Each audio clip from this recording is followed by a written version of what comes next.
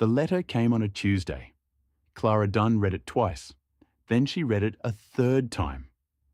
Like maybe the words would change if she looked long enough. They didn't. They sat there on the page, black ink against cheap paper, permanent as a tombstone. 7 days. Pay what you owe, or we take the ranch. She set the paper down on the kitchen table. Her hands were shaking, not from cold.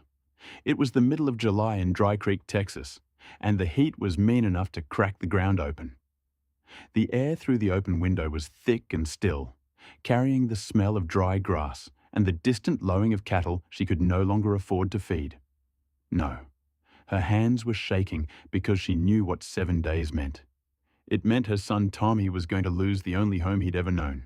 The kitchen felt strange around her suddenly. The same blue-checked curtains she'd hung when she was 22 and newly married, the same cast-iron skillet on the stove, the same nick in the wooden table where Robert had dropped a hammer 10 years ago and laughed about it. How could a place hold so much life and still be so easy to take away? She pressed her palm flat against the table's surface, feeling the grain, the warmth, the memory of 1,000 breakfasts and dinners and late-night cups of coffee when sleep wouldn't come. Tommy was 8 years old. He was sitting outside on the porch steps, talking to a barn cat like it understood every word. Clara watched him through the window. The afternoon sun caught the back of his head, lighting up the same brown hair Robert had, the same cowlick at the crown. He was barefoot, see knees bony, elbows propped on his thighs as he explained something serious to the orange Tom that had adopted them last spring. The cat blinked slowly, tolerating the attention with the patience of creatures who know they're loved. He didn't know about the letter yet.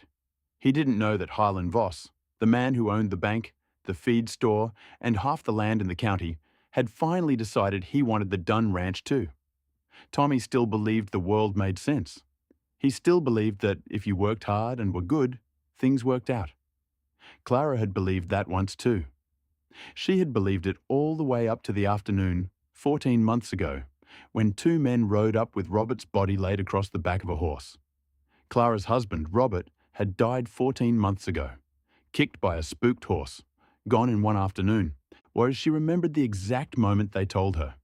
The way the world went silent, the way sound seemed to drain out of everything like water from a broken cup. She remembered standing in this same kitchen, staring at the men's boots, noticing that one of them had a hole in his left sole, and thinking, that's not right.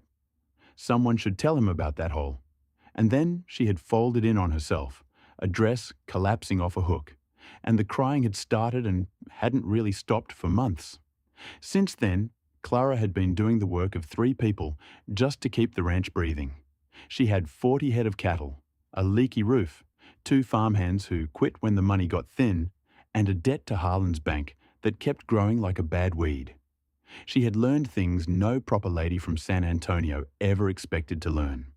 She had learned to birth a breech calf at 3 in the morning by lantern light, her arms covered in blood and afterbirth, talking to the mama cow like she was a sister. She had learned to shoot the rifle Robert left behind, practicing on tin cans until her shoulder ached and her ears rang. She had learned to look at a balance sheet and feel actual physical pain, a tightness in her chest that came from knowing numbers on a page meant meals or no meals, shoes or no shoes, home or no home. She had tried everything. She'd sold 2 horses, the young ones, the ones with the most promise, the ones Robert had been so proud of.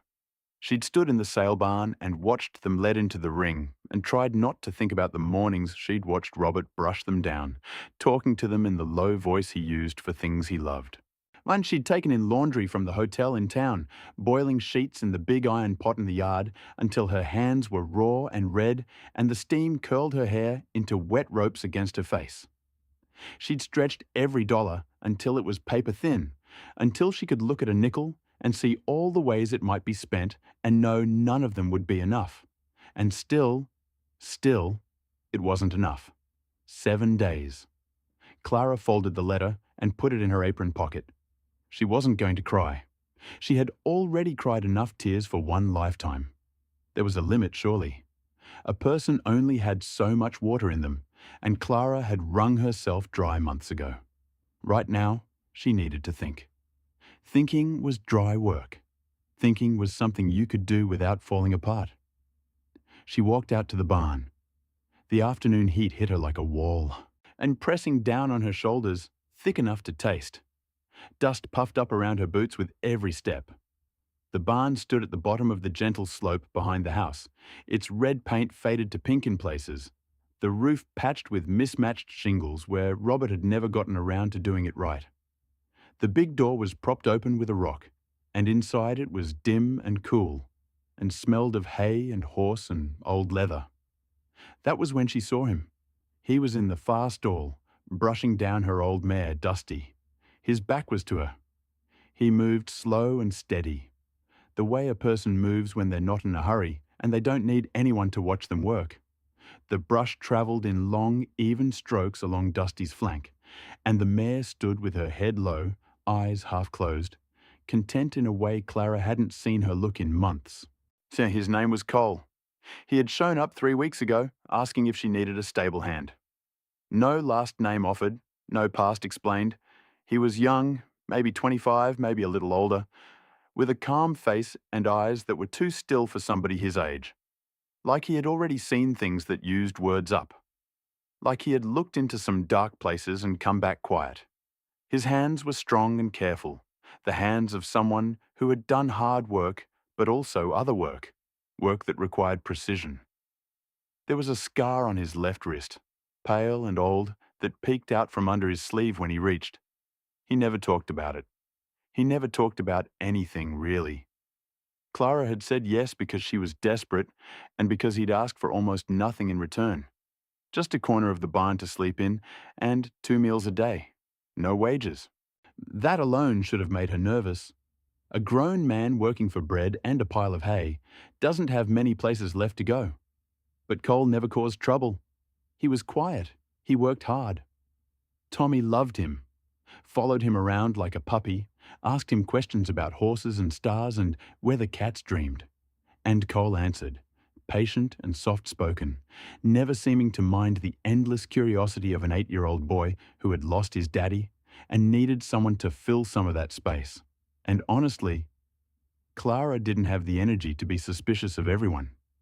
Suspicion took energy she didn't have. Desperation made you trust people you shouldn't, but it also made you grateful for any hand that reached out, no matter how unknown. Cole, she said. He turned. No startle, no jump. Just turned, like he had already heard her coming. Like he always knew where she was somehow, without looking. Morning, Mrs. Dunn.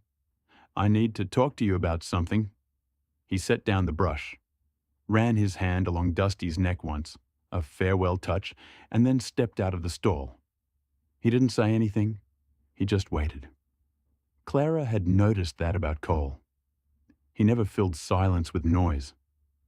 Most men talk to cover up their nerves, their discomfort, their need to be the one in control of the conversation. Cole didn't seem to have any of that. He could stand in silence forever, and it wouldn't cost him anything. She pulled the letter out of her apron and held it out. He took it, read it. His face didn't change much, but his jaw tightened. Just a little. Just enough for her to notice. His eyes moved across the page once, twice, and then he looked up. Harlan Voss, he said quietly. It wasn't really a question. He's been patient long enough, I suppose, Clara said. She tried to say it flat, without the bitterness that was sitting in her chest like a stone, but some of it leaked through anyway. Robert always said Harlan would come for this land one day. Robert just thought he'd be alive to fight him when it happened. She paused, and the next words came out before she could stop them. Robert thought a lot of things that turned out wrong. Cole folded the letter and gave it back. His fingers brushed hers for just a moment, and his hand was warm, solid, real in a way that felt strange after so many months of being alone. How much? He said. $460, Clara said. Might as well be 4,000. She laughed, but it wasn't a happy sound. It was the laugh of someone looking at a mountain they had no way to climb. Might as well be $1 million. Cole nodded slow. Then he said, and this is the part that surprised her, I can get it. Clara looked at him. Really looked. Took in the worn boots, the faded shirt, the thinness of his face that suggested he hadn't always eaten regular. This was not a man with money. This was not a man with connections, with resources, with any visible way to produce $460 in 7 days. You're a stable boy, Cole. You work for cornbread and a blanket. Yes, ma'am, he said. But I know a way to get the money. There's a race. If you're listening to this, if this story already has your attention, do me a favor right now. Hit that like button. Share this with somebody who loves a good story. And drop a comment that says, Stable Boy, so I know you're riding with me. Because this story is only getting started.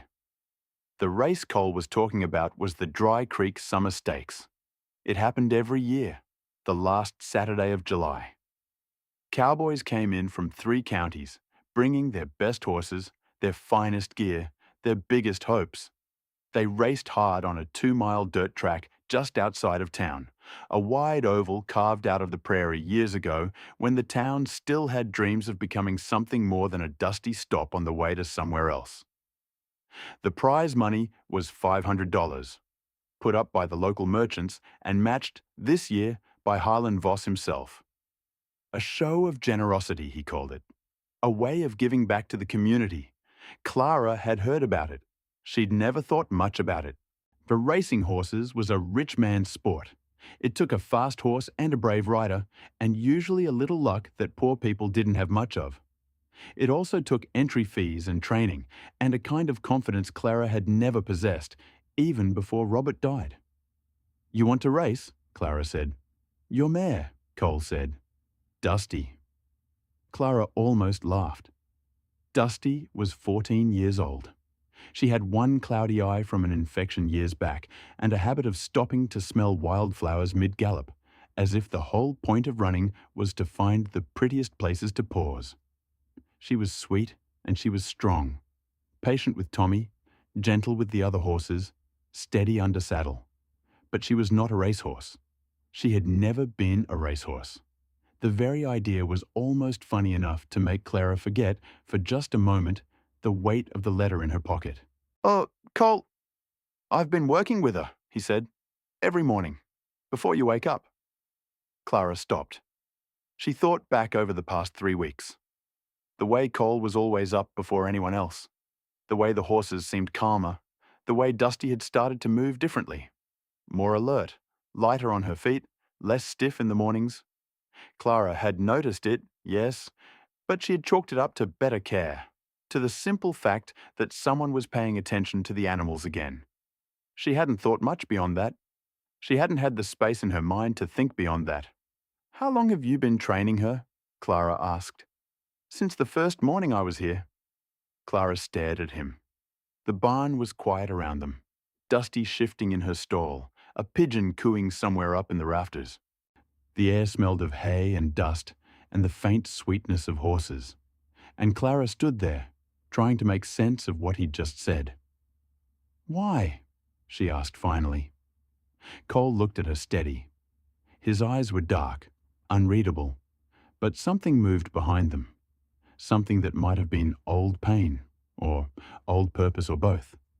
Because I knew you were going to need her. That landed strange. It landed in Clara's chest like a stone dropped into still water, sending out ripples she couldn't follow. Because how would a drifter who showed up 3 weeks ago know what a widow was going to need? How would he know that a horse nobody would look at twice might be the only thing standing between a family and destruction? That was not the answer of a man who had wandered in by accident, looking for work and a warm place to sleep. That was the answer of a man who had already read the whole book before he knocked on the door. Clara wanted to push harder. She wanted to ask more. Who he was, where he came from, how he knew about Dusty, how he knew about her. The questions built up in her throat like water behind a dam. But Tommy came running into the barn just then, cat tucked under one arm, face full of questions about breakfast. His feet slapped against the packed dirt floor, and his voice rang out bright and uncomplicated, the way children's voices do when they haven't yet learned to carry weight. Mama! Mama, is there oatmeal? I want oatmeal with the brown sugar on top, the kind that gets all melty. And can I have 2 pieces of toast? Cole, did you know that cats have whiskers that are as wide as their bodies so they know if they can fit through holes? That's what Mr. Whiskers was telling me. He said, and the moment passed. The next morning, Clara got up before dawn. She moved quietly through the dark house, avoiding the creaky floorboard by the bedroom door, sliding into her dress without waking Tommy. The sky outside was just beginning to lighten, that deep purple blue that comes before the sun shows itself when the world holds its breath and waits. Clara pulled on her boots and went out the back door, moving along the fence line in the blue dark of early light. And there was Cole. He had Dusty out on the flat land behind the barn, running her in long circles, then short bursts, then long circles again. He rode low in the saddle, his body curved over her neck, barely moving. It looked like he and the horse were one thing, not a man on an animal, but something that had grown up together and learned to breathe at the same time. Dusty's legs stretched out beneath them, her hooves pounding the hard ground in a rhythm that sounded almost like music, almost like something Clara had heard in dreams. Clara watched for a long time without making a sound. She didn't know much about racing. Her father had kept carriage horses, not race horses. Robert had raised working stock, cattle horses and cutting horses, animals built for a day's work, not a few minutes of speed. But she had grown up around horses her whole life. She knew what a good horse looked like, what a good rider looked like, and what she was seeing right now. The way Dusty moved, the way Cole read her, the way he asked, and she answered without a kick or a pull. That was not something a stable boy learned. That was something you were born knowing, or something you spent years learning somewhere else. Clara went back to the house. She made coffee, measuring the grounds carefully because coffee was expensive and every grain mattered. She sat at the kitchen table and stared at the wall and thought about the things a quiet young man might be hiding. She thought about the scar on his wrist. She thought about the way he never talked about where he came from. She thought about the way he looked at Tommy sometimes, with something almost like longing, almost like grief. And for the first time since he arrived, she felt something she hadn't let herself feel before. Not comfort, not hope, fear. 2 days before the race, the trouble started. A man rode up to the ranch just after noon. Clara saw him coming from the kitchen window, a dark shape against the shimmering heat rising off the road. Big man, grey hat pushed back on his head, silver star on his chest. Sheriff Dale Pruitt, Harlan Voss's sheriff, which in Dry Creek meant the same thing as Harlan's dog with a badge. He'd been wearing that star for 15 years, and in all that time, Clara couldn't remember him doing a single thing that inconvenienced Harlan Voss in any way. Clara met him at the gate. She made sure to stand tall, to keep her shoulders back, to look him in the eye. Robert had taught her that. Never let them see you're scared, Clara. Scared draws flies. She gripped the top of the gate with one hand and waited. "Mrs. Dunn," he said, not getting down from his horse. That was a move. Staying on the horse while you talked to someone on the ground. Made you bigger. Made them smaller. Made them look up at you like a supplicant. Pruitt had been doing it for years, and he was good at it. "Sheriff," Clara said. "Heard you got somebody entered in the stakes," he said. "That's right. Heard it's your old mare." He let a little smile through, just a twitch at the corner of his mouth. "And a stable hand." "That's right too." Pruitt leaned forward on his saddle, resting his forearms on the horn. The leather creaked under his weight. His horse shifted, swishing its tail at flies, and Pruitt let it, completely at ease. "Now, Clara, I'm just here as a friendly word. Harlan don't want any trouble at this year's race. He's got a real good horse running. Man named Briggs rode him in from San Antonio. This here race, it's already decided, you understand? Don't go wasting your hope on something that ain't gonna happen." Clara kept her face flat. She had learned to do that over the past 14 months, to hide everything behind a mask of stillness, to give nothing away. I'll race who I want, Dale. The smile went away. Pruitt's eyes narrowed, just a fraction, just enough to show he wasn't used to being talked back to. He sat up straight in the saddle and looked down at her. And when he spoke again, his voice was different, quieter, harder. Your boy, Tommy. He's 8 now, right? Clara's whole body went cold. It was like someone had poured ice water down her spine, like the sun had suddenly gone behind a cloud and left her in freezing shadow. Her hand tightened on the gate until the wood bit into her palm. She didn't say anything. She couldn't. Her throat had closed up completely. Pruitt didn't say anything else after that. He just tipped his hat, a little salute, a little mockery, and turned his horse and rode back up the road, slow, like he had all the time in the world. Like he knew she would be standing there long after he was gone, trying to breathe. Clara stood at the gate until he was out of sight. Then she walked straight to the barn. Cole was inside, rubbing saddle soap into the leather of an old bridle, working it in with slow, circular motions. He looked up when she walked in, looked at her face, set the soap down and stood up, his whole body suddenly alert, ready. Pruitt came, she said. I know, Cole said. I saw him from the loft. He mentioned Tommy. Something shifted in Cole's eyes. Just a flicker, there and gone. But Clara caught it. She was watching for it, watching for any crack in that calm surface. And she saw it. A flash of something dark and dangerous, something that had nothing to do with stable boys or ranch hands.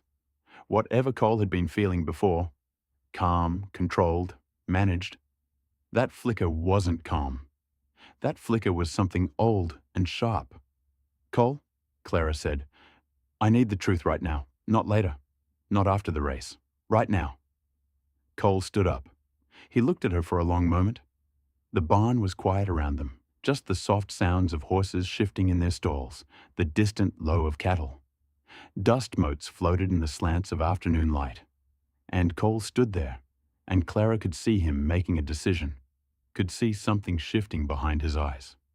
Mrs. Dunn, you know the man who sold your husband that original land loan? The one that started all this debt? Clara nodded. She remembered it clearly. Robert coming home with the papers, proud of himself for finding a lender who would work with a small rancher. Fletcher and Sons, out of Austin. Robert said they were good people. Fletcher and Sons doesn't exist, Cole said. It never did. Harlan Voss set it up himself. A paper company, a ghost. Your husband didn't borrow money from a real bank. He borrowed money from Harlan. And Harlan made sure the interest would never stop growing. Would always be just enough to keep you struggling, but not enough to make you give up. This ranch was never meant to survive. It was only ever meant to come back to him, piece by piece, dollar by dollar. Clara felt the air leave the room. It was like being hit in the chest, like having something solid and true pulled out from under her. All those months of struggling, all those nights of wondering why nothing she did was ever enough, all that guilt and fear and exhaustion. And it had been rigged from the start. A game she could never win, a race she could never finish. How do you know that? She said. Cole reached into his coat. He pulled out a folded piece of paper, old, worn at the edges, creased and softened like it had been carried a long time, read and reread in quiet moments. He held it out. Clara took it. Her hands were shaking again, worse than before. She unfolded it carefully, afraid it might crumble, and looked at the words. Legal language she could barely follow. Whereas, and hereinafter, and party of the first part. But she understood enough. She understood the name at the top, Harlan Voss. And at the bottom, 2 signatures. One was Harlan Voss, bold and confident, the letters sprawling across the page like he owned it. The other was a name Clara didn't recognize. Reyes. Who is this? She said, pointing to the second signature. Cole looked at her. And for the first time since he'd arrived, the calm on his face cracked open just a little. Just enough for her to see what was underneath. Years of pain, years of waiting, years of carrying something too heavy for one person to bear. "That's my father," he said. His voice was quiet, steady, but there was something in it that hadn't been there before. Something raw. His name was Samuel Reyes. We had a ranch 2 counties over. Good land, good horses. My mother loved it there. She used to say she could feel God in the wind across the pasture. He paused, and his jaw tightened. Harlan wanted it. My father wouldn't sell. So Harlan found other ways. Loans with impossible terms. Accidents that weren't accidents. And one night, 3 men came to our house. Clara couldn't move, couldn't breathe. "I was 12, Cole said. "I hid in the barn. I watched through a crack in the boards.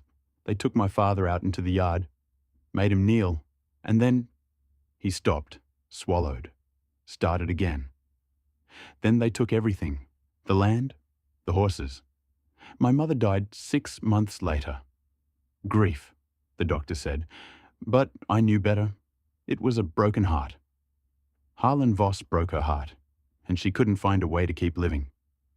Clara looked down at the paper in her hands. Samuel Reyes, a man she'd never met, a family she'd never known. And here was his son, standing in her barn, working for cornbread and a blanket, and carrying this secret all these years. "Harlan had him killed," Cole said. "Took his land, took everything. Yours wasn't the first ranch, Mrs. Dunn. It was just the next one on a long list." Clara looked up from the paper. "Cole," she said slowly. "Who are you?" But before he could answer, before one single word could come out of his mouth, they both heard it. Hoofbeats, coming fast. More than one horse. The sound of riders pushing hard, not caring who heard them coming. Cole stepped to the barn door and looked out. His whole body went still. The stillness of a hunted animal. The stillness of someone who knows what's coming and has been waiting for it a long time. "Get Tommy," he said. Quiet. Low. The kind of voice that doesn't ask twice. "Cole, get Tommy, Mrs. Dunn, right now." Clara ran. Clara grabbed Tommy off the porch. He was still holding the barn cat, Mr. Whiskers, clutched against his chest like a stuffed toy. The boy's eyes went wide with confusion, then fear, as Clara's hand closed around his arm and pulled him inside the house. She shut the door hard enough to rattle the glass, threw the bolt, and pushed him down below the kitchen window. "Mama—" "Quiet," she said, her voice a sharp whisper she hardly recognized. "Stay down." Tommy's face went pale. He pressed himself against the wall, the cat squirming in his arms, and Clara saw him trying to be brave the way Robert had taught him. Chin up, eyes forward. But his lower lip trembled anyway. She put a hand on his head, just for a second, just to let him know she was there. Then she rose up just enough to see through the glass. 3 riders, coming hard up the road. Dust plumed behind them in brown clouds, hanging in the thick July air. She didn't recognize the first 2. Big men, trail dusty, guns on both hips, faces that looked like they'd been carved from something that didn't feel pain. They rode like men who had done hard things and would do them again without losing sleep. But the third one she knew, Harlan Voss himself. 60 years old, straight-backed in the saddle like he was posing for a painting. White shirt, crisp and clean despite the heat. Black hat pulled low. Silver watch chain catching the afternoon sun, winking with every step of his horse. He looked exactly like what he was. A man who had never in his life had to wonder where his next meal was coming from. A man who had always been the one other people feared. Harlan never came to the ranch personally. He sent letters. He sent Pruitt. He sent paperwork with official seals that made Clara's stomach turn. Harlan Voss did not come to your door unless he had already decided the conversation was over, unless he had already counted the bones and knew exactly where they would fall. Clara's heart hammered against her ribs so hard she thought it might crack one. She looked toward the barn. Cole was standing in the doorway, still as a fence post, watching, not hiding, not running, just watching. Like a man who had been waiting for this exact moment for a very long time. His hands hung loose at his sides. His weight was balanced evenly on both feet. He looked almost relaxed, except for the set of his jaw, the way his eyes tracked the riders without blinking. Harlan pulled up short of the barn. His men fanned out behind him, one on each side, their horses shifting and snorting. The afternoon sun cast long shadows across the dusty yard. Somewhere a bird called, then went silent. Harlan looked down at Cole from his horse. Something crossed his face. Not surprise exactly, more like recognition. The slow, cold recognition of a man who thinks he's already won, but has just noticed a loose thread he thought he'd cut years ago. "You've grown up," Harlan said. His voice carried in the still air. Clara could hear every word through the cracked open kitchen window. Cole didn't move. "Mr. Voss?" Harlan smiled. It was not a warm smile. It was the smile of a man who remembers exactly what he did and doesn't regret a second of it. "I thought you were dead, son. Word I got was you left Texas. Word I got was you were done." "Word was wrong," Cole said. Harlan looked around the ranch. The barn, the pasture, dusty grazing out by the fence, the house with its peeling paint and patched roof. Like he was already measuring what to do with it after he took it. His eyes lingered on the house, and Clara ducked lower, pulling Tommy tighter against her. Then his gaze came back to Cole. "You entered the race," Harlan said. "I did. With this woman's horse." "Her name is Mrs. Dunn," Cole said. Still calm, still flat. Like he was correcting a small error in conversation, not facing down the most powerful man in the county. And yes, one of the big riders shifted in his saddle. His hand moved toward his hip, resting on the butt of his pistol. Cole's eyes went to the hand. Just once, a flicker so quick Clara almost missed it. Then they came back to Harlan. "I'll tell you what," Harlan said. He leaned forward on his saddle, the leather creaking, his voice dropping into something almost friendly. "Ride out tonight, you and your papers and whatever story you've been telling yourself. Ride out, and I'll give Clara Dunn another 60 days on her debt. She keeps the ranch. Nobody gets hurt." The words hung in the air. Clara felt them settle into her chest like stones. 60 days. It wasn't forever, but it was something. It was time. It was a chance to breathe, to think, to maybe find another way. She found herself holding her breath, waiting for Cole's answer. Cole was quiet for a moment. The sun moved behind a cloud, and the whole yard went grey. "You burned my father's house down, Harlan," Cole said. His voice didn't rise. It didn't shake. It just spoke the words like they were facts, or like they were things that had happened and could not be undone. With him inside it. The smile didn't move. Terrible accident. He was alive when it started. Harlan's smile finally closed. It didn't disappear so much as fold in on itself, becoming something else entirely. He looked at Cole the way a man looks at a fly he's about to swat, annoyed, impatient, already picturing the small mess it would make. "Ride out, boy. Last time I say it friendly." Cole looked up at him.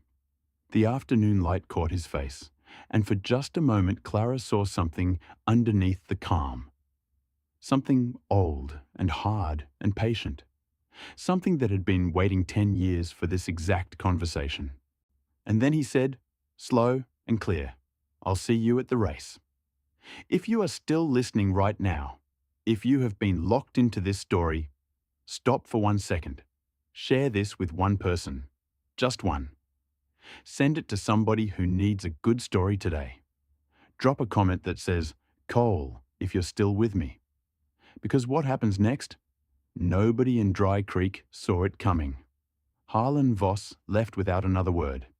He just gathered his reins, turned his horse, and started back up the road. His 2 men fell in behind him. But as they rode out, the second big man, the one whose hand had moved toward his gun, turned his horse and looked straight at the house, straight at the window where Clara was crouched with Tommy. He knew she was there. He held the look for 3 full seconds. His face was expressionless, empty as a plate. But his eyes moved, from the window to the door, to the window again, measuring, calculating, filing away information for later. Then he rode on. Clara sat on the kitchen floor with her back against the wall and her son pressed against her side. Tommy didn't ask questions this time. Even at 8 years old, he understood that some silences were not for talking through. Mr. Whiskers had stopped squirming and lay still in Tommy's lap, as if even the cat understood that this was a time for quiet. Minutes passed, or maybe hours. Time had a way of stretching when you were waiting for something. Cole came in through the back door a few minutes later. He moved quietly, the way he always did, but Clara heard the soft creak of the hinge and looked up. He stood in the doorway to the kitchen, silhouetted against the light, and for a moment he looked like something from a dream. Or nightmare, she couldn't tell which. He sat down across from Clara at the kitchen table. He put both hands flat on the wood, fingers spread, like he was steadying himself against something that wanted to knock him over. The table was scarred and worn, covered with the marks of 100 meals, 1,000 conversations, a lifetime of small moments. Now it held the weight of everything that was about to be said. "I owe you the full truth now," he said. Clara said, "Yes, you do."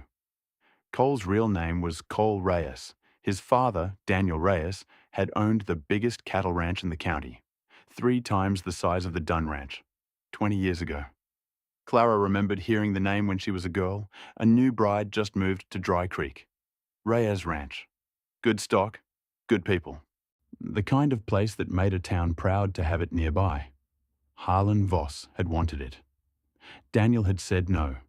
So Harlan had done what Harlan always did. He built a trap, fake loan documents, forged signatures, a debt that Daniel never actually agreed to, dressed up in legal language so tangled that by the time Daniel figured out what had happened, the bank already had a judge's signature on the seizure order. And the judge, Clara could probably guess, was a man Harlan had in his pocket, a man who wore a black robe but answered to a different master. Daniel Reyes had gone to fight it in court. He never made it. The fire happened 2 nights before the hearing date. Cole had been 17 years old. He had been sleeping in the bunkhouse 50 yards away. He was too old to still be in the main house, but young enough to still dream of his future, of the ranch he would one day run. He had woken up to the sound of it, that deep, lung-heavy roar that a burning building makes when it's too far gone to save, when the flames have already eaten through the walls and are reaching for the sky. He had run toward the house, barefoot in the dark, screaming his father's name. The 2 men Harlan had sent were already riding away in the dark. Cole had never been able to prove it. He had no money for lawyers. He had no family left. His mother had died when he was small, and there were no cousins, no aunts, no uncles to take him in. He had nothing but the documents his father had hidden in a sealed tin box buried under the bunkhouse floor. Documents that showed exactly how the fake loan had been built. Exactly whose signatures were on it, and exactly which judge had been paid to look the other way. He had dug that box up at dawn, with the house still smoking behind him, and he had made a promise to himself, standing there in the grey light. He would not forget. He would not stop. He would not rest until Harlan Voss paid for what he had done. Cole had spent 10 years building a case. He had learned to ride. He had learned to race. He had travelled the circuit, county race to county race, building a reputation nobody connected to the name Reyes because he never used the name Reyes. He was just Cole, the quiet young man who showed up out of nowhere, rode like he'd been born on a horse, and disappeared again when the race was done. He had made money quietly. He had made contacts quietly. See, he had a lawyer in Austin who was already holding copies of everything Cole had collected. Every document, every witness statement, every piece of evidence that would one day bring Harlan down. But a court case alone wasn't enough.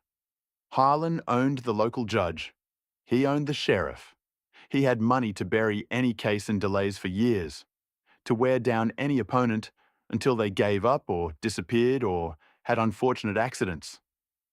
Cole needed something else, something public, something that couldn't be hidden or buried or bought.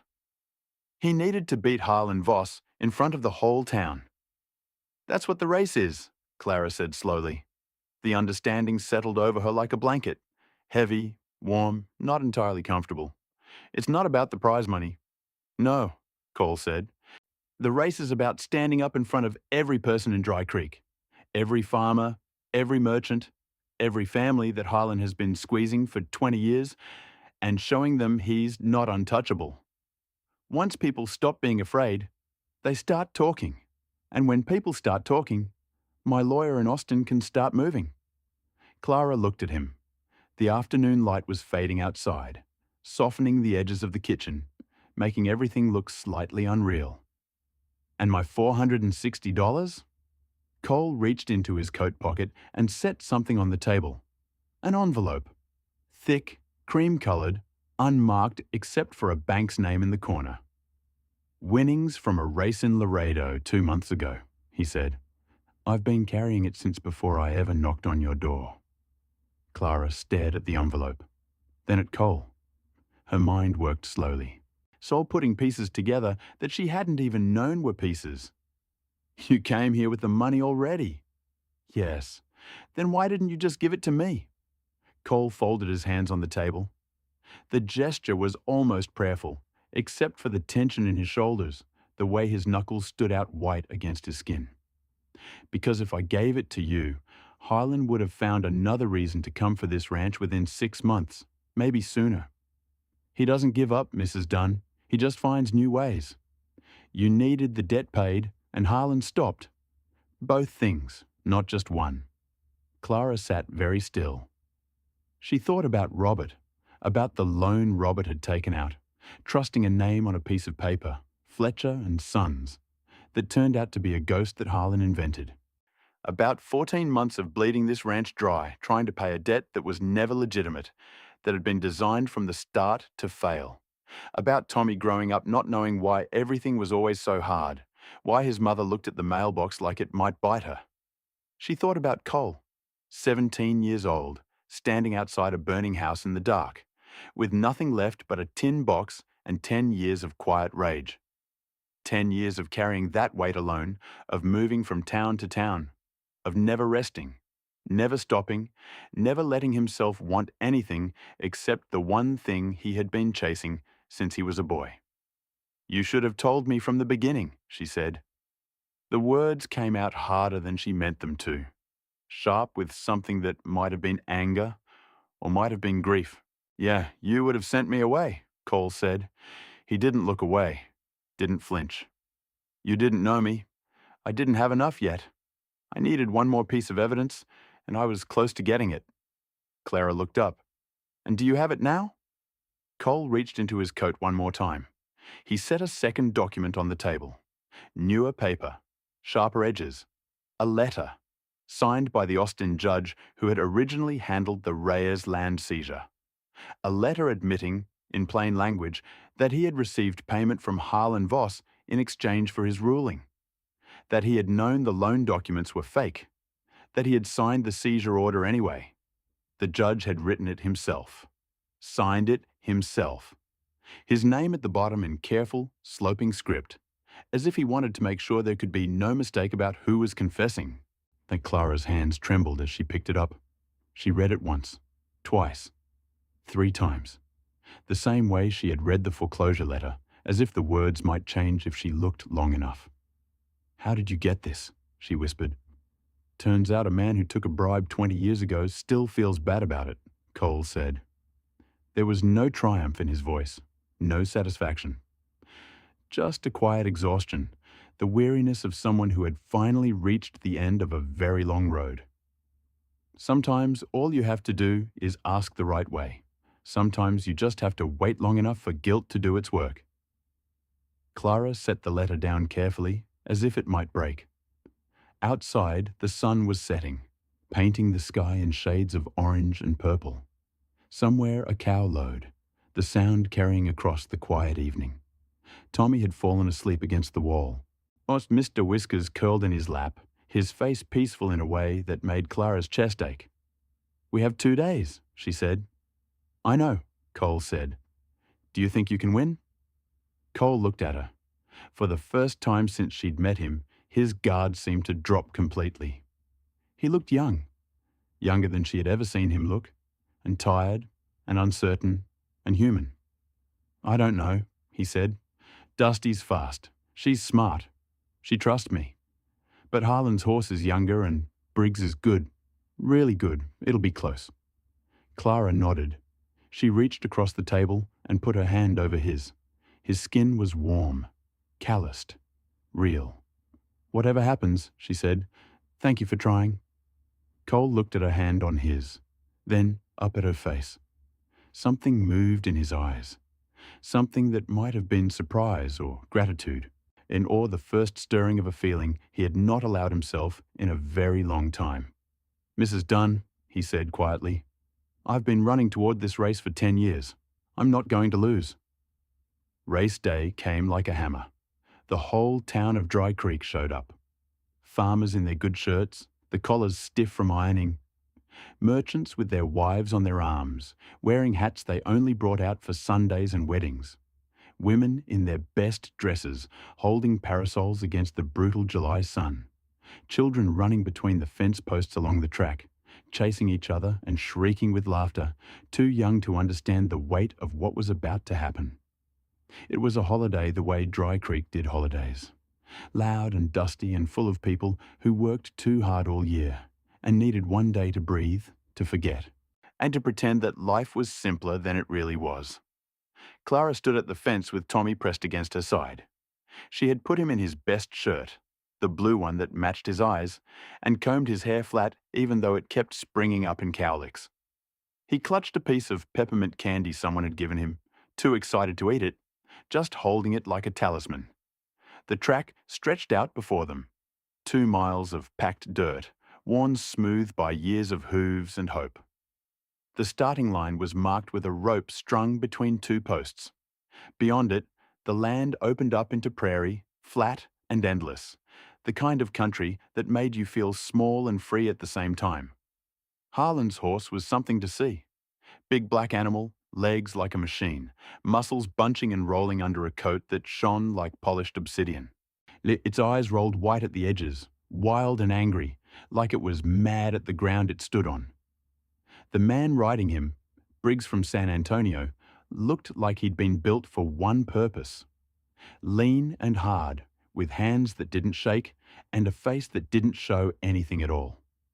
Dusty stood in the next lane over, 14 years old, one slightly cloudy eye, a faint scar on her flank from an old fence injury, chewing the air like she had somewhere to be, but wasn't in any particular hurry to get there. The crowd laughed. Clara heard it. A low ripple of laughter moving along the fence line when people saw the horse Cole was on.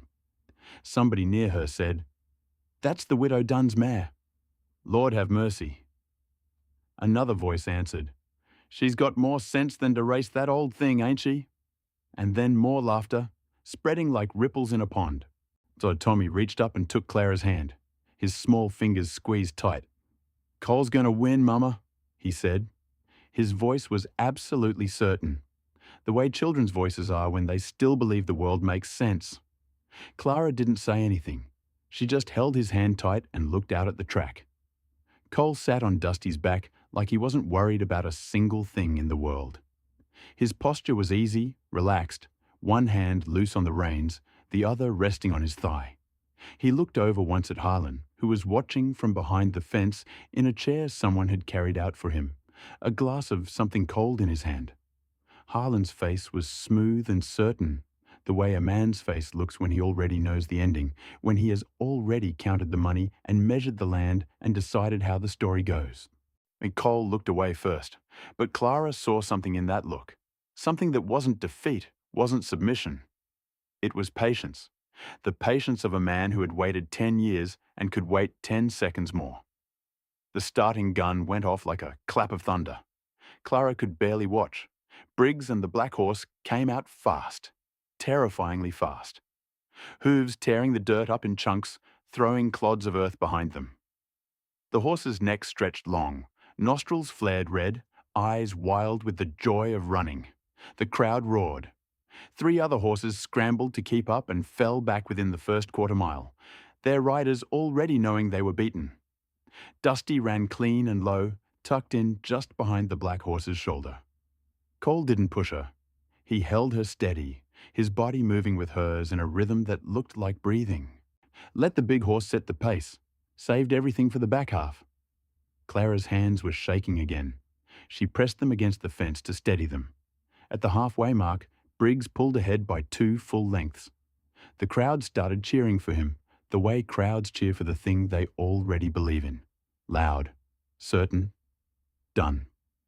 Clara heard Harlan's laugh from his chair, a sound like gravel rolling downhill. Then Cole moved. It wasn't dramatic.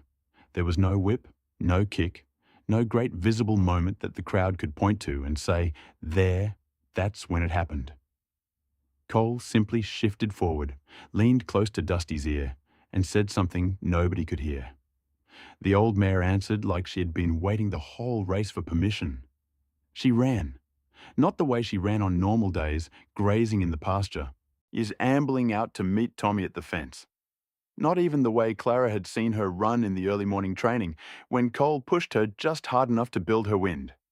She ran like something younger than herself, like something that remembered what it used to be, before the cloudy eye and the stiff joints and the years of quiet service. Like something that had been saving up all its speed for one last perfect moment. The crowd went dead quiet. Clara heard her own heartbeat in her ears. She heard Tommy's breath catch beside her. She heard the thud of hooves on packed dirt, growing louder as Dusty closed the gap.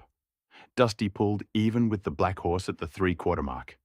For a moment, they ran side by side, 2 animals giving everything they had, their riders low on their necks, urging them on with whispers and prayers. Where Briggs looked over at Cole, and something crossed his face. Surprise, maybe, or respect, or the first cold touch of fear. Then past him by a length, then 2. She crossed the finish line 3 lengths ahead. The silence lasted about 3 seconds. Then the crowd erupted. Not the careful, directed cheering of people celebrating the expected winner, but the wild, cracked-open cheering of people who have just seen something they did not think was possible. Hats flew into the air. Men pounded each other on the back. Women hugged strangers. Clara heard people laughing. Great, helpless laughter, the kind that comes from somewhere deep. She heard a woman crying, great heaving sobs of joy. She felt Tommy jump and scream beside her, his voice lost in the roar. She looked across the track at Harlan Voss. He was standing now. His chair had fallen over behind him, knocked aside when he rose. The glass that had been in his hand lay shattered on the ground, melting ice spreading in a puddle. The smooth certainty was gone from his face. In its place was something she had never seen there before.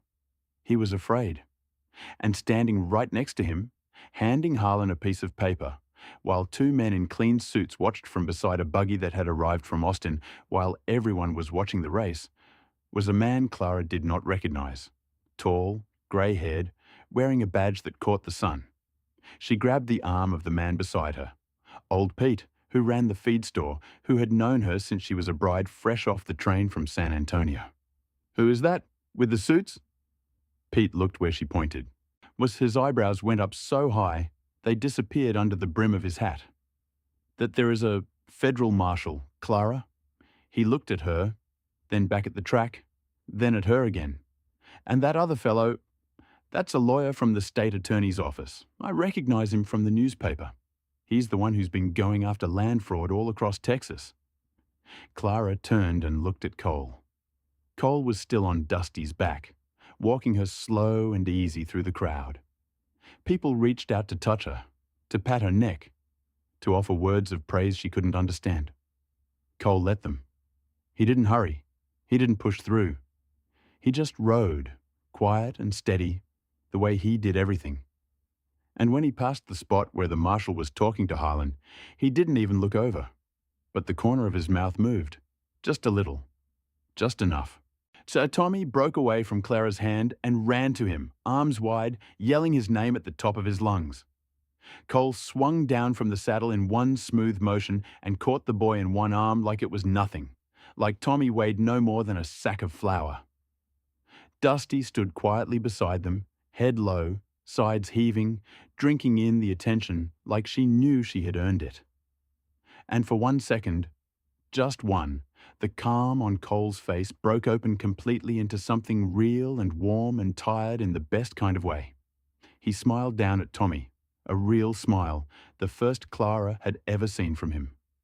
It changed his whole face, made him look younger, made him look like the 17-year-old boy who had lost everything and somehow found a way to keep going. Clara walked toward him slowly. She thought about the letter in her apron that said 7 days. 7 days that had turned into something else entirely. She thought about Robert, about the weight she had carried since he died, about the way grief had wrapped itself around her like a second skin. She thought about a 17-year-old boy standing alone outside a burning house in the dark, deciding to keep going anyway, deciding that justice was worth 10 years of his life. When she reached him, she didn't say anything clever. She just said, "It's over?"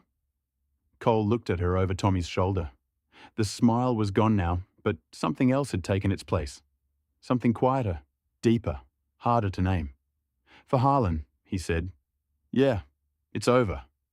Clara nodded, looked down at the ground, looked back up. "And for you?" Cole set Tommy down gently. And he looked out at the track. The dust still hanging in the air where Dusty had run, the crowd still buzzing, the marshal still talking to a very pale Harlan Voss. Harlan's hands were behind his back now. The marshal was doing up something that glinted in the sun. "For me," he said quietly, "it's the first day in 10 years that feels like it might be finished." He looked at Clara. "I think that might be enough for now." And Clara Dunn, who had not cried in 14 months, who had held herself together with wire and stubbornness through all of it, who had not let herself feel the full weight of her grief because there was always another thing to do, another problem to solve, another fire to put out, felt one single tear run down her face. She let it. The stable boy, who was never just a stable boy, rode out of Dry Creek 3 weeks later. He left the $500 in prize money on the kitchen table with a note that said, "Fix the roof." Clara found it the morning after he left, when she came down to make coffee and saw the envelope propped against the salt cellar. She opened it, counted the bills, stood there for a long time with the money in her hands, thinking about a quiet young man who had come with nothing and left with even less. Tommy asked about him for a few days, then a few weeks, then less often. But sometimes when Clara put him to bed, he would ask, "Do you think Cole is okay, Mama?" And Clara would say, "I think Cole is finally free, baby. I think that's what he needed most." The federal case against Harlan Voss took 11 months. Harlan lost everything. Every ranch, every deed, every dollar. The trial was in Austin, and the newspapers covered every day of it. Clara read the reports when she could get them, piecing together the story of a man who had spent 20 years stealing from people who couldn't fight back. Witness after witness came forward, farmers who had lost their land, ranchers who had been squeezed until they broke, men who had been beaten, and women who had been threatened, and children who had gone hungry because Harlan Voss wanted what they had. The last anyone heard, Harlan was living in a one-room boarding house in a town nobody had heard of, paying rent for the first time in his life. A small town, the paper said, a place where nobody knew his name. A place where he could sit on the porch and watch the sunset and think about everything he had lost. And Clara Dunn kept the ranch. She fixed the roof with Cole's money, and then she fixed the barn, and then she bought 3 new horses and hired 2 hands who didn't quit when the work got hard. The ranch didn't just survive, it thrived. The way Robert had always believed it could, if they could just get past the weight that was holding them down. Tommy grew up to be a horse trainer. The best one in Texas. He had a way with animals that people couldn't explain. A patience, a gentleness, a gift for understanding what they needed before they needed it. His mother said it reminded her of someone. He knew who she meant without her having to say the name. Sometimes, on quiet mornings when the light was just right and a horse ran the way Dusty ran that day, so free and fast and full of joy, Tommy would look out at the fence line and think he saw a rider. Calm. Still. watching, just for a moment, just long enough to feel seen. Then the light would shift, and there would be no one there at all. But Tommy would smile, just a little, and go back to whatever he was doing. Because he knew, the way some things you just know, that Cole Reyes was out there somewhere, living his life, finally free, and maybe someday their paths would cross again. If this story got you, if Cole and Clara stayed with you, share this right now with someone who loves a good Western tale. Leave a comment and tell me, did you see the twist coming? And if you want more stories like this one, hit subscribe. There are more untold stories waiting, and the next one, even better.